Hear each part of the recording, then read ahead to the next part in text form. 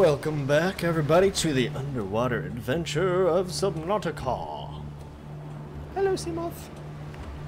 I'm gonna hop inside real quick. I've been doing some preparing for today. Wait, what? I have a little hoopfish. I cooked up a bunch of little fishies. As you can see, I've got some water prepared, disinfected, as well as just filtered. So if you remember what goes into getting disinfected water, you can tell quite a bit of effort has been used. What? I can't talk English. What is that? Because it needed a ton of salt. Holy cow, salt goes in everything. Hoopfish. Okay, tooltip hoopfish. I guess that one hasn't been really implemented yet. So let's let this little guy go. A new little fishy I found. That's pretty cool. Anyways, let's go back up here. I have also created another storage bin. I'm running out of space pretty quickly, I find, between storing just the general use components and then over here with the larger tools that I end up getting and then never really needing after that. I do need the stasis rifle, I do need the current generator. The only reason I'm not holding those two is because today we're gonna go on a bit of an adventure. I'm going on an adventure! Alright, I make a bad, I'm not a very good hobbit, but here we go.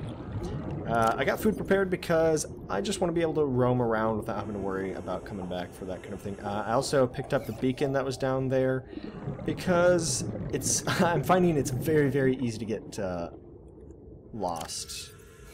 And it's very easy to lose your Seamoth. So I do not want to lose this investment. So I have a beacon. Anytime I hop out of that, I'm going to drop the beacon. Just to make sure I can get back, even if I'm going a little bit. What else? We've got some flares in case it gets dark. I think I've burned a lot of daylight before I even started recording, unfortunately. I got another tank. I got my second tank for just in case. Because when you're in the Seamoth, it does not regenerate your O2, as you can see. So I'm going to have to get out, and anytime I do, essentially, it is working on that small reserve of air that I have. So I don't want to end up drowning myself on accident if I go too deep. But here we go. Loving this. I did find a bug. If you have anything equipped when you go into it, that happens. And you guys saw that in the last one. So just don't have anything equipped and you're good to go. Well, usually it will properly do its thing. There we go. It's better. It's not the best, but you kind of just have to fiddle around until you have a balance between being able to see outside and then not having anything wacky buggy. Where are we? Okay, so that's our home. I want to go in this direction because I want to see what's past all the seaweeds. That's the nice thing about this little submersible, is that you don't have to worry about anything except food and water. And if you're in just the regular old casual mode, you probably don't even have to worry about that. So some metal would be nice, but that's stuff I can easily get. I wanna explore and really see what's still out there. Plenty of you guys, sawtooths everywhere, of course. I want to see if there's like just an extension of all this, or no. Okay, so we just left the seaweed. Creep vines, I'm sorry.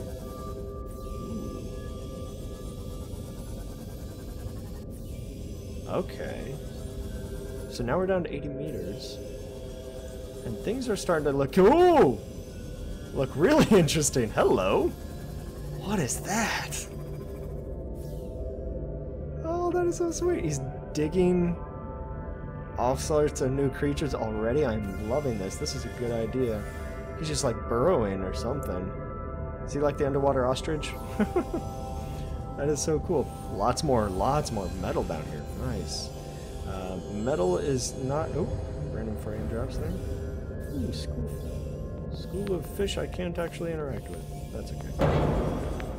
The individual fish is the ones that you can. So it's more for just atmosphere, which is cool. Works for me. I mean, I don't need giant schools of fish to collect my food. Looks like I am, speaking of food, getting a little low, so... Oh, shoot, I just dropped my food. Ah, crap. Where'd it go? There it is. So, Note to self, don't drop food. Oh, I'm losing air fast. The deeper you are, I'm at 115. Sheesh. Deeper you are, there's some salt. That could be useful. Oh, there's one of those guys again. Hopefully he's not aggressive. Ooh, radiation. What? Whoa, whoa, whoa. I thought radiation was only near the ship. The crashed ship, I mean. Let's go up and get some air and check out where we are, because that's nuts. Oh, I'm pretty close to the ship. Dang, I didn't even realize. My bad. Alright, that's cool, that's cool. So we got some air back. Let's go ahead and drink some water as well. Get that back up. And then, let's see, where is that? That way. So let's go down away from the ship. That is just nasty. What are those glowing things?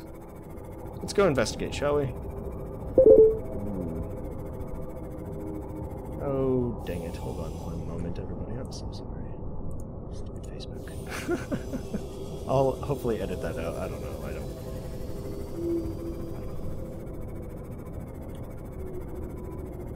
Huh. It's like an underwater forest. This is so cool. Oh, that's what the glowing is. Nice. Okay, okay. Alright. I'm picking up what you're putting down. This is so awesome. And that's why the Cyclops I'm really excited for, because initially you're like, I don't have the space to do something that huge. Like, where am I going to take it? Well, there's a lot more to this game than initially meets the eye. Once you get out of your comfort zone, you can really start finding some cool stuff. Awesome. Alright. Looks like we're getting back into what we're used to seeing, so let's go back over this direction. I want to see what depth we can really get down to. I did see somebody took their Seamoth down to like 2,500 meters, and the only reason they didn't go farther is because of food issues, which is why I'm so excited for the Cyclops as well, is because it's like a full suite of things. You can walk around on it. If you crash it and it starts flooding, you have to repair it, and it has some multiple levels, and it's got the services that you can cook on. Oh wait, what? So yeah, I'm super excited. It's just I don't know where we're gonna find those materials. And for those of you that might be wondering, I know it's kind of late to be putting this information out. I'm pretty sure I'm on the stable version of this game, and the reason I chose to do that instead of experimental, since experimental has daily updates and it's experimental, slightly unstable. Seawall. Oh dang. I do not want to risk with the playthrough. I don't want to risk losing my game information.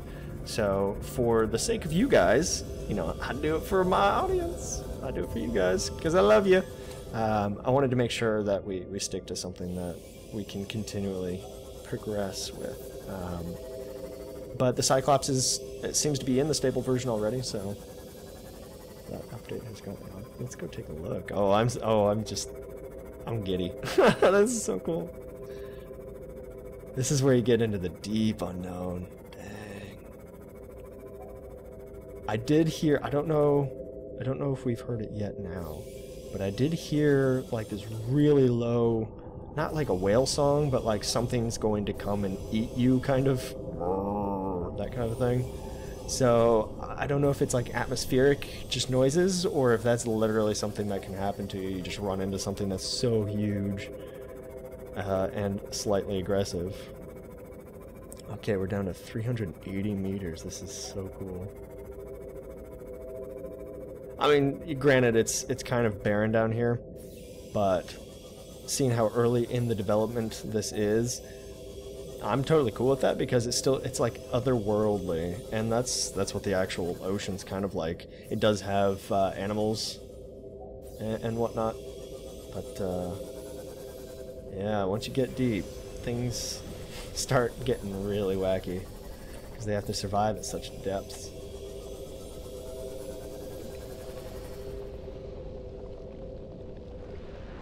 Sorry, I stopped because it sounds like something's moving around me.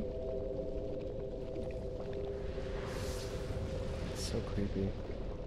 Oh. Alright, so I guess we can just keep going until we hit, you know, 1,000 meters. Oh, wait. Nah, that seemed... No? Maybe that's an intended line. Did we just get to volcanic? Oh, so cool. Is this like... Can you run into underwater volcanoes? That would be sweet. Not gonna lie. If you could run into just like a vent that's pouring magma out, oh, that'd be so cool. Although I think it turns... Does it turn into lava when it hits... I never remember that distinction. It's like magma until it hits air, water, or something, turns to lava. I don't know. I don't care. I'm not a geologist. So the nice thing is with the beacons, they reach anywhere that you're going, so no matter what, I have a way home. And it looks like my food and water is not going down too slowly. Or too quickly, rather. It's going down pretty slowly, which is really nice, because it really lets you kind of get out there. And that's the thing that I love about the sea moth, is that a lot of games, well, you know, zombie survival, you get in a car, well, everything's so close together now because I'm in a car and I can go really fast.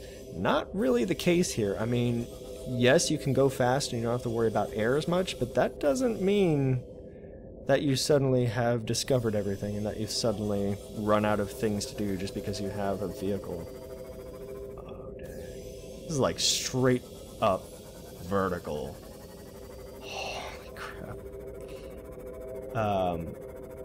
So I really appreciate that, the fact that it doesn't just go straight to endgame just because you've got this little submersible. It makes things easier, and it does allow you to kind of branch out of your comfort zone a lot easier, which is exactly why I built it in the first place. It makes gathering things slightly easier because, I mean, you can jet around a little faster without having to worry about air, but you still have to get out and you still have to actually pick stuff up. Well, you know, I think I'm going to go ahead, instead of, you know, just you guys seeing this and hearing me talk for a long time, I'm going to go ahead and say this is probably what it's going to be like for the remainder of the distance down. I mean, you got to remember, this is early access, but for early access, this is friggin' awesome. Like, how many other games would have this much space already put in, even if it's not populated, even if it is just kind of placeholder repeats? I mean, shoot, you'd think you'd run into an invisible wall at some point.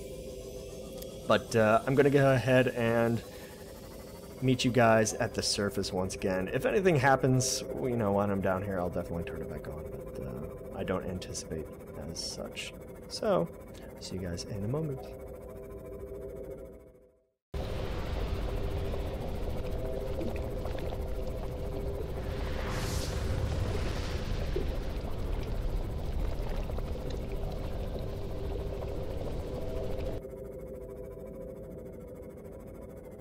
Alright, we are coming up here back into, I would say, the normal zone. And I turned it back on because I wanted to actually mention something that I don't think I have said before, and that is the developers that are working on this are the same guys that did Natural Selection 2 and Natural Selection 1. So if you know anything about those games, you'll know that those were very, very well done, and that the reason I trust them to do this game so well is because they've proven themselves before already. And here we go, pop up here. Nice. And because they proved themselves through Natural Selection 2 and how well done that was and how well received it was by the audience, by the gamers that got into it, you know, I will trust them to do this very, very well. And as kind of in that same vein, they've done multiplayer before, and they have explicitly said that multiplayer will be intended with this game. They did put the caveat that it's not going to be soon, and it's probably not even going to be on the 1.0 release, but you can probably be confident that it'll be a high priority once the game is fully released. They want to focus on having a solid foundation of a single player experience before you get to the multiplayer, which, you know what, I am totally okay with that. They have proven that they have their priorities straight, and that you know, once they get this thing ironed out perfectly, all the content integrated very, very well, that, I mean, multiplayer just feels like a shoo-in after that, you know, that just makes sense. So, this was a fun little adventure, I'd say. I mean, this is pretty cool. We got pretty deep there. I didn't go too much further. I did find out when I got out of the submersible to eat, you definitely start chugging down your O2 a lot faster. And so you got to be careful when you're down there. If you go too deep, I'm not sure if it just like insta-wipes your O2 when you get out, but definitely something to keep in mind. I want to go down to that little forest again. There seems to be a few more species. The further you go out, the animals start getting a little bit different. So that's really cool. Go that way again. And this might be getting kind of to be a long video. I apologize for that. It's kind of just me jetting around, but I thought it'd be, you know, interesting and fun enough to warrant its own long adventure. Alright, so this was the area we saw that big, scaly looking dude. There it is. Hello! Wait, where'd it go? Ha! What are you? Spadefish. You're my spadefish now. Let's see if you hit him, if you get anything. No, you just kill him. Okay. Well, we got dinner. Woo! Ah, crap. See what I mean? Need to deselect that, enter the Seamoth, and head home. Alright, tell you what, now I will see you guys at home. Alright, we're back inside our broken little home here. Let's cook up that spadefish real quick. But, thanks for joining me once again, guys. That was pretty fun, right? I did stick the beacon down over by my constructor, because it's far enough away that it kind of disappears in the distance. One little quirk I have noticed about the game is that if you get too far away from an item, it doesn't despawn, it just kind of doesn't generate. So that's why I said the beacon was so important when you get the Seamoth, because if you get even just too far away, it disappears entirely, you can't see it.